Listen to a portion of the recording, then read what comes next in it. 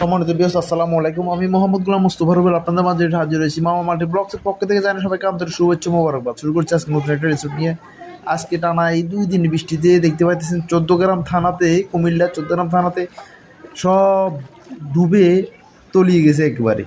যেন মানুষের কি যে ভোগান্তি, কি যে কষ্ট প্রত্যেকটা জায়গাতে, প্রত্যেকটা মোড়ে মোড়ে এভাবেই। রাস্তাঘাট, মানুষের ঘরের বাড়িতে সবগুলোতে পানি পানি পানি পানি, একদম থই থই অবস্থা। মনে হয় যে এই যে দেখতে পাচ্ছেন গাড়িটা দেখতেছে কি যে ঢেউ, কি যে পানির অবস্থা। এইভাবে ভাঙ্গি ভাঙ্গি অনেকগুলো বাড়িঘর ভাঙ্গি গেছে গা। মানুষের ডেলা, তো নোয়াখালী ভাষা বলে আর কি, ডেলা সব ভাঙ্গি পানিতে তলে গেছে গা। এগুলো দেশের পরিস্থিতি। এর ভিতরে কোটা আন্দোলনের চলতেছে। মানুষের কষ্টের ভোগান্তির কোনো শেষ নাই। মানুষ মারতেছে বিনা দোষে, বিনা অপরাধে ছাত্রদেরকে মারি ফেলতেছে, মানুষকে নির্যাতন করতেছে।